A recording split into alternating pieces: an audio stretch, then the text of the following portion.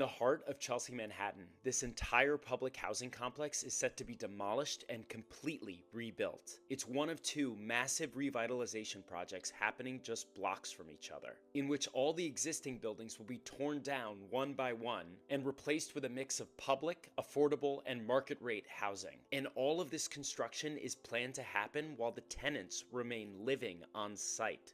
NYCHA, New York City's largest landlord, is going broke. They manage 177,000 apartments in 2,400 buildings across the city, housing over 500,000 New Yorkers. But most of the buildings that they manage are 60 to 80 years old and completely falling apart. Rents are capped at 30% of a tenant's income, which isn't nearly enough to cover the expenses and ongoing maintenance of these buildings, meaning that money needed for critical repairs like these comes from an unreliable patchwork of funding from the city, state, and federal government. As a result, there is a massive repair backlog at these buildings, currently estimated at $80 billion citywide. All in, today's status quo is simply not sustainable. And as a result, NYCHA is trying something brand new, partnering with private developers to rebuild entire housing complexes in phases, in which they'll relocate tenants from one building to another, demolish the empty building, and rebuild a much larger building in its place that would be large enough to accommodate the residents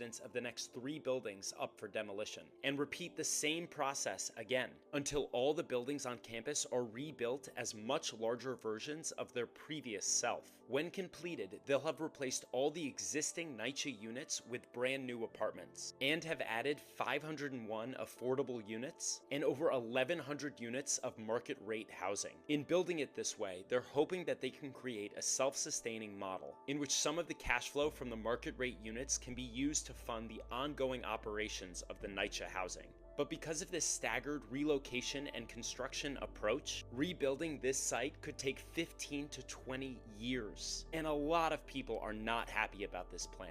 Existing residents do not like the idea of privatizing public housing, and neighbors are dreading what will feel like endless construction. But for a system that is this broken and in this level of disrepair, this plan might just be the only viable path forward.